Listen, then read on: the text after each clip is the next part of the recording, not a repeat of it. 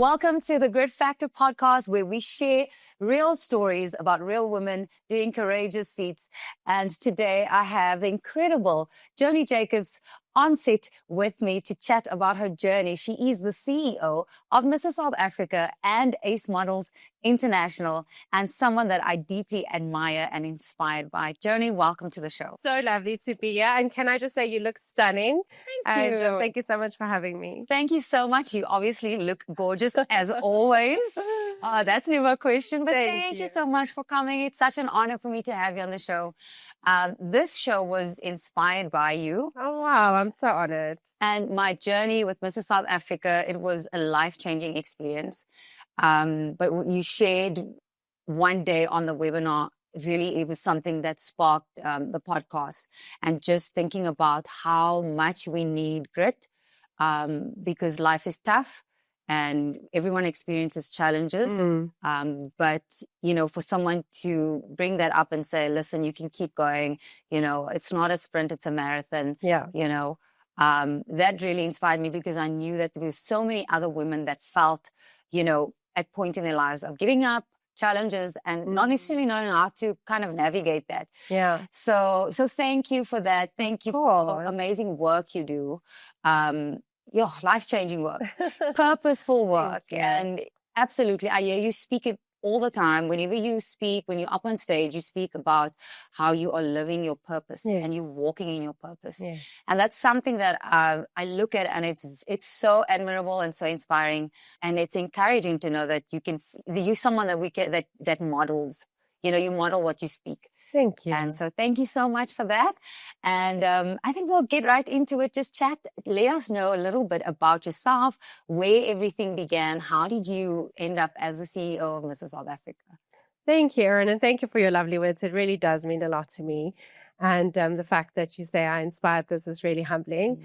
And as you say, you know, when you walk in your purpose, you truly do what you're supposed to do, and then things just come naturally, and it's so lovely to have that feedback, to hear that you are indeed, you know, touching lives, and you know, by just walking in your purpose and following your heart and your passion and God's purpose for your life. So if I think back to when I was a young girl and a teenager, you know, I've always been inspired by other women in this industry and looked up to them, and the Miss South Africas and the Mrs. South Africas. And I was always, definitely always been my passion. And I think that's where it comes in, is when that passion and purpose meet, you know, then you really, like, magic happens.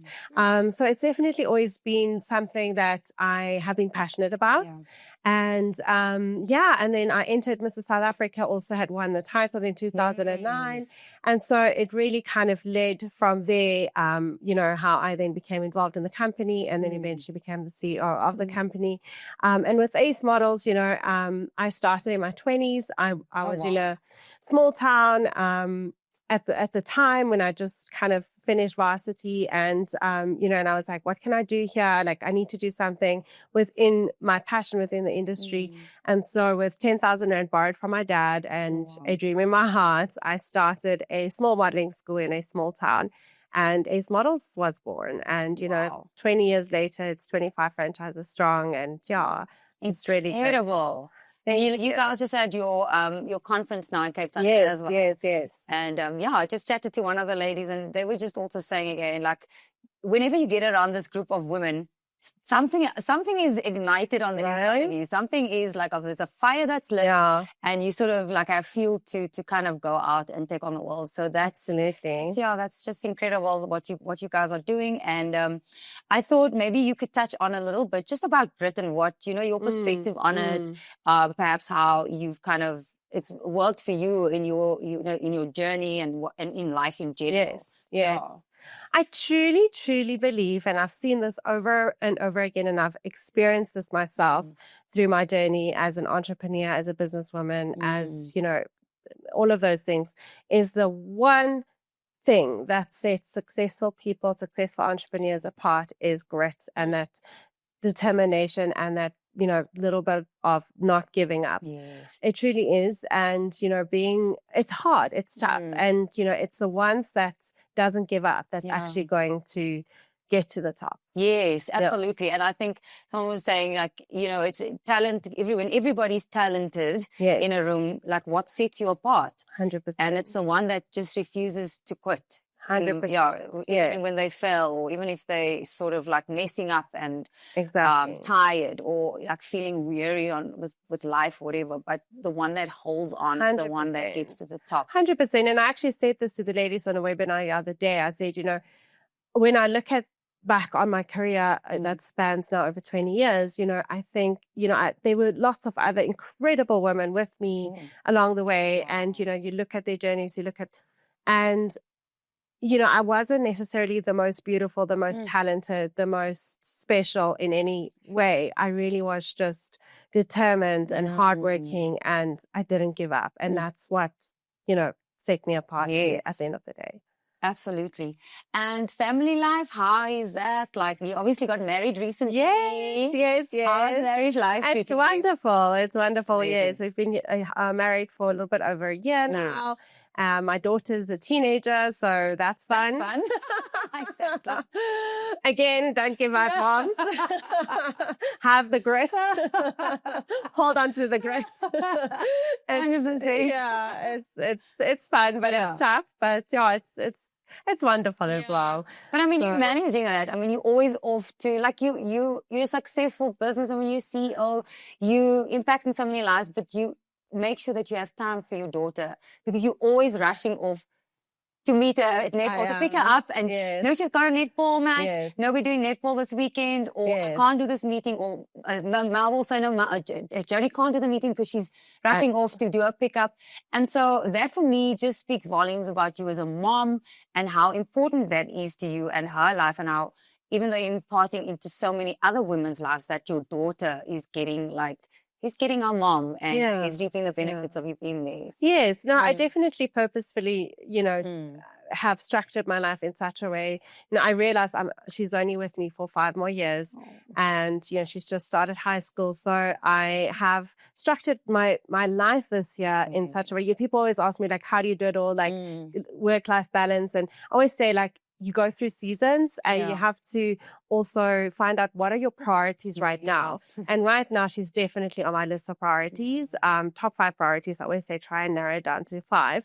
And so I had to let go of certain things in order to be able to be there for her every day. You know, I work until a certain time, and then I know it's pick up, it's netball, it's you know, time that I spend with her, and focusing on her activities as well. So. Women always say, how do you manage everything? But I like the fact that you said, just choose 5. Just 5 top priorities. What is important to you right now? In the season that you're in right now. What makes sense for you right now? And I love that. And then everything else takes a side, you know, takes a little bit of a back seat, because your priorities are set and there's boundaries. And I think that does, you know, that does help with feeling, you know, and a lot of moms also speak about mom guilt and that kind of stuff. But I think when you prioritize certain things for it's in its correct season, then sort of life just works. No, 100%. I actually call BS. I say there's no such thing as being able to do it all. You know, so just find those 5 things in the season that you're in and prioritize that. And you'll have to then let go of certain things during certain seasons and times in your life, but you can always pick it back up again. Yeah. I think sometimes that's a challenge. Like, I find for myself, like, I want to do well at everything all the time. You know, like, you want to have it all together, work or family, whatever. And you can't. It's not possible. And the more responsibility you have, your capacity increases, but you also realize that from an emotional perspective, you need to be okay with like letting go of certain things that cannot have your attention, like right now. So so I'm also learning lots of things about that. No, absolutely. I mean, we're all learning as we go along. You don't ever stop learning, you know, and I think we also need to realize that whether you're in your 40s or your 50s or your 20s or your teens, you know, you just always have to be open and have that learning, that spirit of, you know, having to be open to just learn new things. Yeah, absolutely. So if there was one thing or any challenge that you maybe encountered in your life, you know, it was really tough for you, and if you can maybe just share maybe just a moment that was a tough season for you or challenge, and how you kind of navigated through that. Yeah, Tom. So specifically to my career, there's been two big challenges that I personally had to overcome.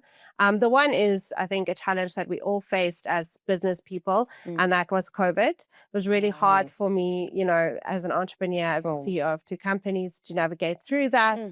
But again, it came down to not giving up, to just pushing through, finding other ways to do things. And, and we survived that period to the point where we now thriving again, so it was tough, it was hard, but it taught us many lessons. It taught us how strong we were, and again, that grit that kicked in carried us through absolutely at the end of the day.